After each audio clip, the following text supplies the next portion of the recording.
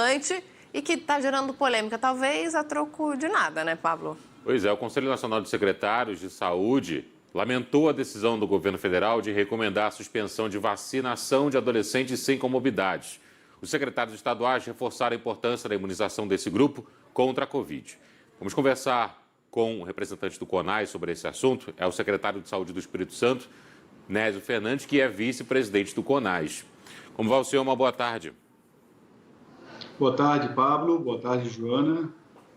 Ontem, aqui no Band News TV, mostramos a entrevista do ministro da Saúde, Marcelo Queiroga, na qual ele falava sobre a recomendação do Ministério de não vacinar adolescentes sem comorbidades e ainda falava: pais e mães não levem seus filhos para se vacinarem. Minutos depois, o secretário estadual de Saúde de São Paulo entrou aqui no ar falando: levem seus filhos para se vacinarem contra a Covid-19.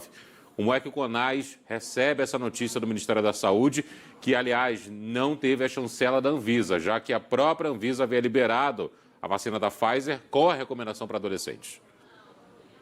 Foi estarrecedor para o Conselho Nacional de Secretários de Estado da Saúde ver as manifestações realizadas ao longo do dia de ontem pelo ministro da Saúde, onde posições que somente podem ser aceitáveis se nós reconhecermos como aceitáveis premissas anti-vacinas. Neste momento do país, onde a Anvisa, a nossa agência reguladora nacional, que é quem tem a competência legal de autorizar ou suspender o uso de um imunizante no país, autorizou e manteve, né, a recomendação de bula para aplicação da vacina da Pfizer em adolescentes de 12 a 17 anos, corroborada também pela posição da Câmara Técnica Assessora do próprio Ministério, corroborada pela posição do PNI, dos técnicos do PNI, dos conselhos de secretários, das sociedades médicas do país. Então, de fato, foi uma posição unilateral, intempestiva. Nós temos, neste momento, uma necessidade urgente, uma necessidade de saúde pública, que o Ministério da Saúde revisite essa posição anunciada e que anuncie que vai incorporar novamente os adolescentes sem comorbidades no Plano Nacional de Imunização contra a Covid-19. Por exemplo, nos Estados Unidos, a vacinação de adolescentes ela não é só incentivada, como essa etapa já até passou por lá. Agora existe a vontade de vacinar crianças. Então, como é que a gente fica no cenário internacional? Porque o que me parece é que a gente sempre fica um pé atrás por conta dessas polêmicas, né? A gente sempre se atrasa por conta de polêmicas, ao invés de ir direto ao ponto, ir onde interessa de fato. Na verdade, nós perdemos protagonismo no mundo em relação à imunização no que diz respeito a sempre ter as posições mais avançadas.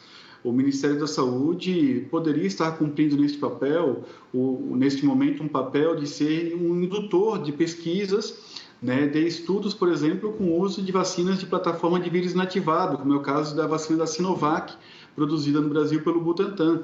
É uma vacina segura, eficaz, que já está sendo utilizada em outros países em crianças e que poderia já, neste momento, estar tendo resultados de estudos em crianças sendo publicados, caso, meses anteriores, o próprio Ministério da Saúde tivesse adotado a iniciativa de fazer estudos com essas plataformas. Nós ainda estamos em tempo do Ministério, ao invés de ter uma posição expectante em relação ao produtor, ao fabricante, ele ser um indutor de estudos no Brasil com essa vacina para o uso em idades pediátricas. E, de fato, o país tem condições de avançar em muito. Se não fosse essa polêmica levantada ao longo das últimas horas, o Brasil poderia estar consolidando um importante capítulo, um momento novo da vacinação e assumindo um novo protagonismo na imunização como um exemplo para o mundo.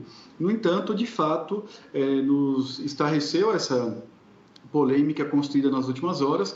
Esperamos que o Ministério da Saúde reveja essa posição e que uma nova carta à nação possa talvez ser escrita pelo ministro da Saúde neste momento, revisitando a sua posição e apresentando, né, novamente a inclusão dos adolescentes na vacinação.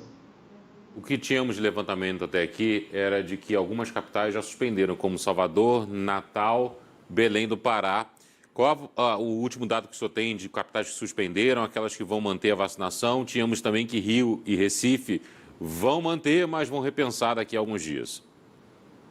Com a manifestação da Anvisa, né, e ela confirmando de que não havia possibilidade de estabelecer nexo entre o óbito que ocorreu em São Paulo e um adolescente que evoluiu a óbito após receber uma dose da vacina da Pfizer, nós temos maior segurança e convicção de que a decisão respaldada pelas sociedades técnico-científicas e pela própria Anvisa, ela permite que estados e municípios mantenham a vacinação de adolescentes.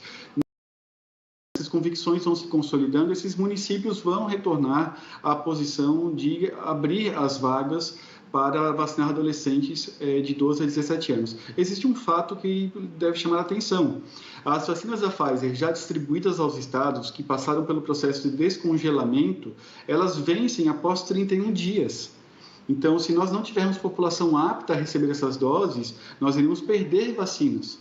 O Ministério da Saúde comprou vacinas suficientes para vacinar toda a população brasileira com mais de 12 anos de idade ainda este ano. E isso foi anunciado pelo próprio Ministério da Saúde. Nós entendemos que é possível restabelecer uma ponte de comunicação tripartite entre os 3 atores de gestão do Sistema Único de Saúde em todo o país e que a posição do Ministério poderá ser revista ao longo dos próximos dias. Doutor Nésio, então vamos fazer um apelo aqui para os pais de adolescentes que possam estar se sentindo em dúvida, né, ou com algum tipo de temor depois desse posicionamento do ministro da Saúde. Vamos fazer um apelo para que levem os filhos para serem vacinados, porque a quantidade de adolescentes, a gente sabe que é o grupo que menos sofre, mas não deixa de sofrer com essa pandemia que a gente vive. Então, a quantidade de adolescentes que está internada, que está em hospitais e que chegou a morrer por causa da Covid-19 é muito maior do que esse caso isolado que não tem comprovação de ligação com a vacinação. Vamos fazer um apelo, doutor Nésio, para que as pessoas levem os filhos? O nosso apelo é que os pais e mães, os pais levem seus filhos para vacinar assim que as vacinas estiverem disponíveis nos municípios. Não pode ser aceitável como estratégia para os adolescentes a estratégia da imunidade de rebanho. Que o risco de contágio é menor do que o risco da vacina, não tem base científica algum. E nós sim confiamos na vacina como uma forma segura e eficaz de poder alcançar a imunidade dos nossos filhos. Eu sou pai de 4 filhos, os meus filhos todos serão vacinados no seu momento, com as vacinas que a Anvisa no Brasil estiver devidamente autorizada. Então, nosso apelo é que confiem no SUS, confiem na ciência, confiem na Anvisa e vacinem seus filhos. Pior do que esse show de informações truncadas, confusas, que o brasileiro está tendo por parte do Ministério da Saúde, por parte de secretarias também estaduais, é o que o senhor acabou de falar, de vacinas que vencerão caso elas não sejam aplicadas no braço da população. Ou seja, enquanto há uma briga política, há vacinas prestes a vencer mais uma vez. Nésio Fernandes, vice-presidente do CONAS, secretário de Saúde do Espírito Santo e médico sanitarista, obrigado pela entrevista. Uma boa tarde para o senhor. Obrigada, boa tarde.